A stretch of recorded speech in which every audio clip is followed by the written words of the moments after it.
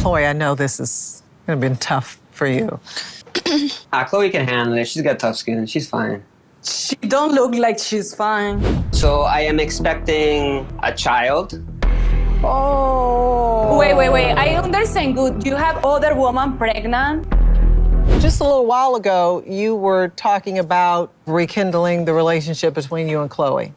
No, I mean, not rekindle, but I mean, me and Chloe could always be good friends. Chaos at Sumit's cafe hits before the day even starts. Jenny hands over coffee after coffee, smiles wide, but forgets the most basic thing, the money. Customers are walking out without paying, and nobody seems to notice. Imagine a business where the most essential part, taking cash, is collapsing in real time. That's exactly what's happening here, and the tension is electric. You can almost feel Sumit's frustration building, his shoulders tight, while Jenny stands there, completely unaware of the growing disaster. Hey, I'm Lily from Reality Drama Files, and if you love watching the most shocking, jaw-dropping moments from 90 Day Fiancé unfold, hit that subscribe button and drop a comment below letting me know. Would you survive working in a business like this? Because honestly, this is chaos wrapped in a coffee cup, and we're just getting started. What's wild is how quickly things spiraled. At first, the cafe seemed like it could work.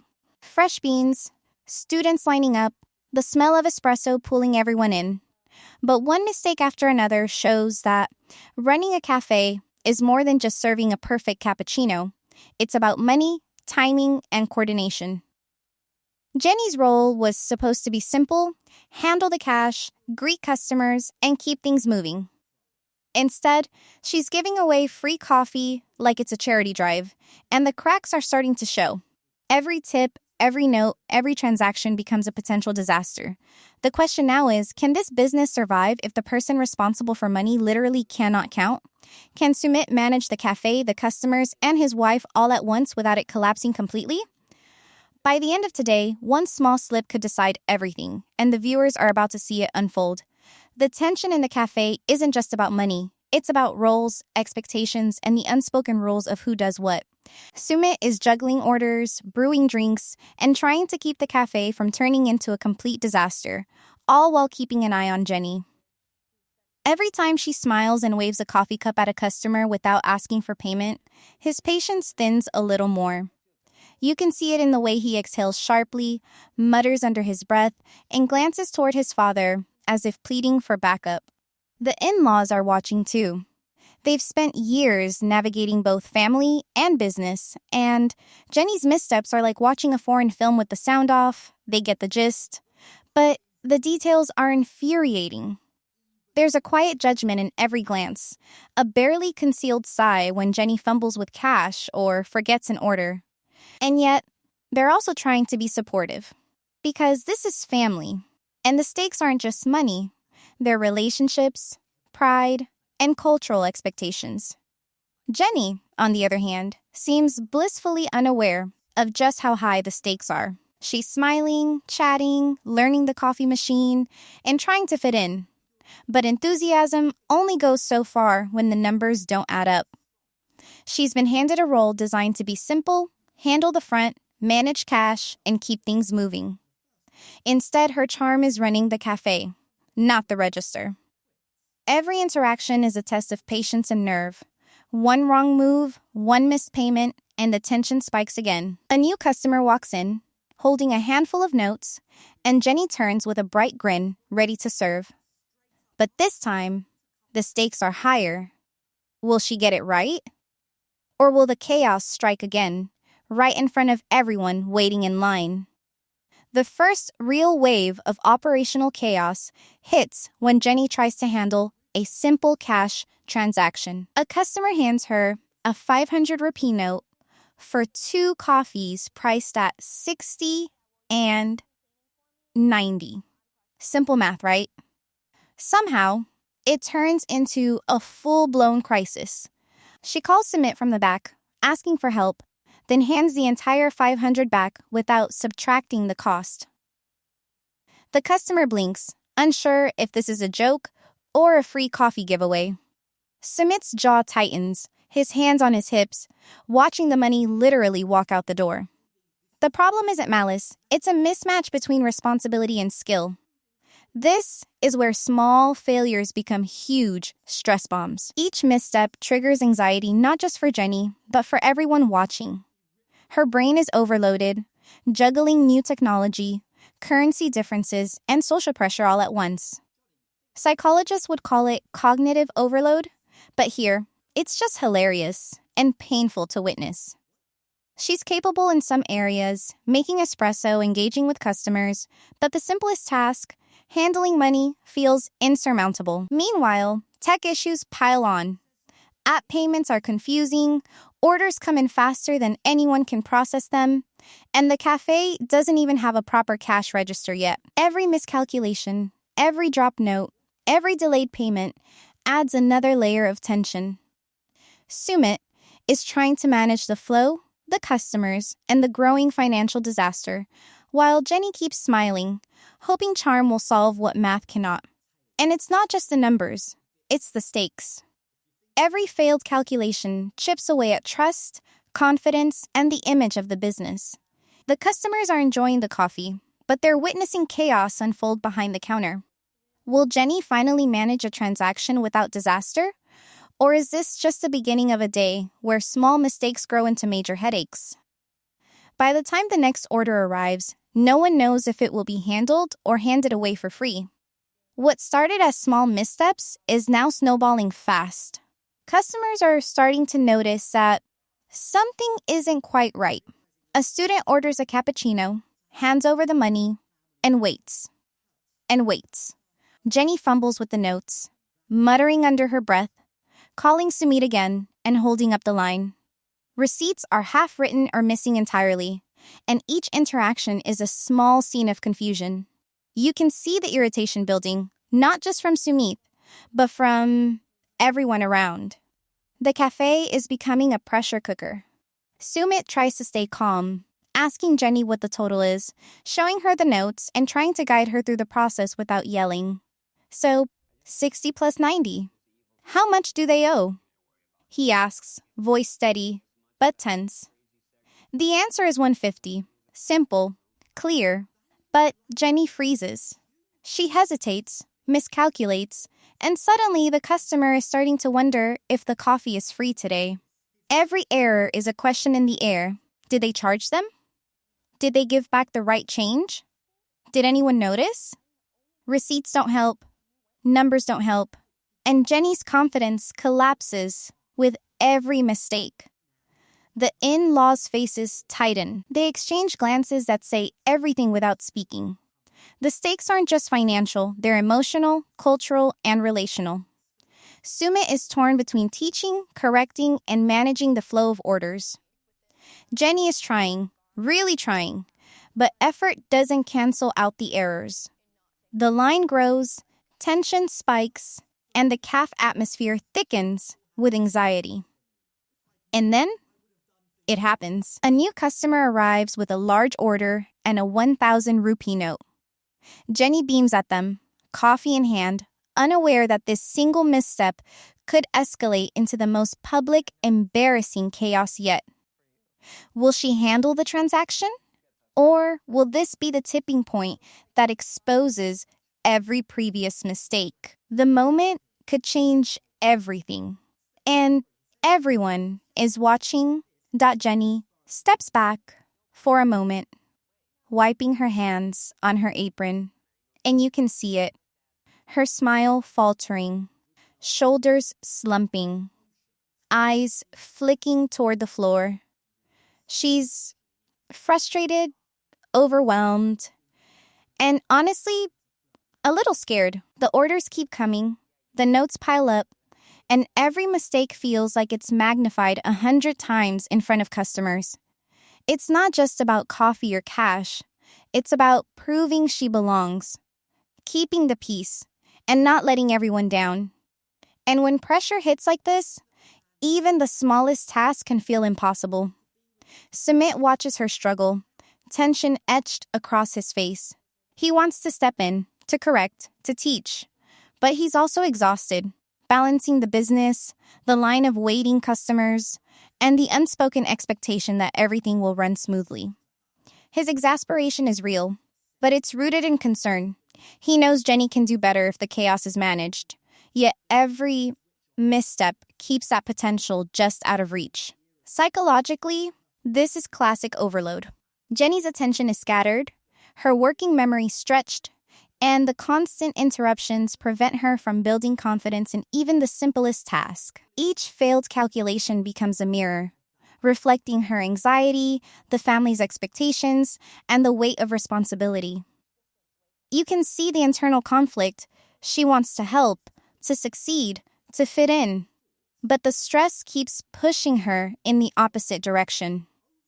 And the tension isn't just about money anymore. It's about relationships, pride, and the fear of failure in front of everyone. Customers smile politely, but the atmosphere is thick, and Sumit knows it. Something bigger is coming. A misstep that won't just be a funny error, but a full-blown moment of chaos. You can feel it in the air. The question is whether the cafe, the family, and Jenny herself are ready for it. Because once it hits, there's no going back. Jenny hands a cup of coffee to a customer, smiles wide, and asks, "That'll be 90 rupees. The customer counts their money, passes it over, and waits for change. Jenny hesitates, squints at the notes, mutters something under her breath, then hands back exactly what she was given. The customer blinks. Did they just get a free coffee? Did she forget to subtract the cost? You can almost hear the collective gasp in the cafe, and Sumit's face says everything. He's equal parts horror and frustration. It's one thing to mess up in private, but in front of paying customers, every mistake becomes a scene. The line grows, people shuffle impatiently, and Jenny's charm can't make up for math that doesn't add up. She smiles, tries to laugh it off, but the stress is written all over her face. Every slip-up is a tiny explosion of embarrassment, not just for her, but for the whole family trying to keep the cafe afloat. This is where comedy and drama collide. Watching someone fumble is funny, but the stakes are real. Money, customer satisfaction, family pride. It's all on the line. And Jenny? She's trapped in the middle, trying to perform under pressure, while every failed calculation feeds into her anxiety. It's relatable in a painful way. Who hasn't frozen when the simplest task suddenly feels impossible? So, let me ask you, if you were in Jenny's shoes, what would you do? Step back and let someone else handle it? Or power through and risk another public blunder? Because right now, the tension is mounting, and the next customer approaches with a large order and a handful of notes. Will Jenny finally get it right, or is another cringe-worthy disaster about to unfold, this time in front of a full cafe and everyone watching?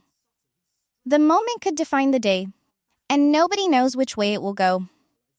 The cafe is alive with activity, but the energy is no longer positive. Sumit is running around, taking orders, brewing drinks, and trying to keep Jenny on track with cash. Every time she hesitates or miscalculates, his frustration grows, and you can see it ripple through the family. His father glances over, eyebrows raised, silently questioning why this basic task keeps falling apart. Even the smallest mistake now feels monumental. Jenny feels cornered. She's trying to stay composed, but the pressure is crushing. Orders are piling up, customers are waiting, and every failed transaction becomes a spotlight on her nerves. Psychologically, this is peak stress. Coping under pressure isn't just about skill, it's about perception of control. Jenny's control is slipping, and the more she struggles, the more the stress feeds on itself. It's like a feedback loop. Mistakes increase tension, tension increases mistakes, and suddenly, even a simple order feels impossible. Sumit tries to teach without anger, guide without micromanaging, but it's clear he's near his limit. He can't cook, serve, and manage the register at the same time. The responsibility is shared, but Jenny's role is the linchpin, and the cracks are widening. The in-laws exchange quick, frustrated glances. Everyone knows that a single misstep could escalate into a full confrontation. Behaviorally, this is fascinating. When humans are exposed to constant micro-stressors, they either adapt quickly, shut down, or lash out. Jenny's trying the first two, but exhaustion is creeping in. Each interaction with a customer now carries emotional weight, not just transactional weight. And then it happens. The next order arrives with a complicated set of notes and a request for exact change. Jenny smiles, tries to focus, but something in the air hints this might be the breaking point. Will she handle it? Or is the financial chaos about to explode in front of the whole cafe? Everything hits at once. The cafe is crowded, orders are flying in, and Jenny is juggling multiple payments at the same time. A customer hands her a 1,000 rupee note for 3 drinks, and suddenly, all the earlier mistakes come back to haunt her. She freezes, counts, recounts, and hesitates. Sumit leans over, trying to guide her, but the line of customers is growing impatient. The energy in the room is electric with tension, and you can practically hear the stress humming in the air. Every small failure from earlier is amplified. The free coffee incident, the forgotten change, the app payment confusion, they all converge in this single moment. Customers are watching, whispering, and politely trying not to look annoyed, while Jenny's anxiety spikes. Her hands shake slightly, the notes slip through her fingers, and for a moment, the cafe feels like it could collapse under the weight of mistakes. Sumit's frustration is visible, his jaw tight, as he balances between stepping in and letting her handle it. The in-laws exchange worried glances, recalling all the little missteps from earlier. Each one feels magnified, a reminder that running a business is more than making good coffee. It's about coordination, focus, and accountability. And here, in front of everyone, every failure is exposed. Jenny's vulnerability, Sumit's stress, and the family tension collide into one intense, uncomfortable, and captivating scene. And yet, there's a strange rhythm to it. Chaos and comedy intertwine. You can't look away, because each misstep is unpredictable. Will the cafe survive this perfect storm? Or is this the moment everything falls apart? With customers watching and stakes at their highest, the answer hangs in the balance. The pressure cooker of a day has reached its peak, and the next few seconds could change everything for Jenny, Sumit, and the cafe. The rush finally slows. Customers leave with smiles, coffee in hand, satisfied with the taste even if the service was shaky. Sumit exhales, rubbing his temples, trying to process the chaos of the day. Jenny leans against the counter, exhausted, a mix of relief and lingering anxiety on her face. The cafe survived, technically, but the tension hasn't gone anywhere. Every misstep, every forgotten note, every miscalculated change lingers in the air like an invisible weight. Behaviorally, this day shows how pressure can magnify even the smallest weaknesses. Jenny's struggles weren't about laziness or carelessness. They were about cognitive overload, stress, and unfamiliar responsibilities. Sumit's frustration, on the other hand, reflects the challenge of balancing empathy with accountability. Together, the family navigates the difficult tightrope between running a business and managing personal relationships. And every misstep teaches a lesson about patience, communication, and preparation. There's a quiet moment where you can see the reflection in everyone's eyes. Jenny's vulnerability stands out, but so does her resilience. Despite embarrassment, confusion, and relentless pressure, she's still trying. Sumit's exasperation softens into strategy. He knows the cafe has potential if the right systems are put in place. But the human element can't be ignored. Even small mistakes carry emotional weight, and learning from them will be the key to survival. And yet, this is far from over. The cafe is alive, the customers are happy, but Jenny's journey is ongoing. Every order, every payment, every customer interaction is another test. And the next time you tune in, the stakes get higher, the mistakes bigger, and the drama more intense. Will Jenny finally find her footing? Or will the cafe's chaos reach a breaking point? Next time, the drama gets even bigger, and you won't want to miss a second.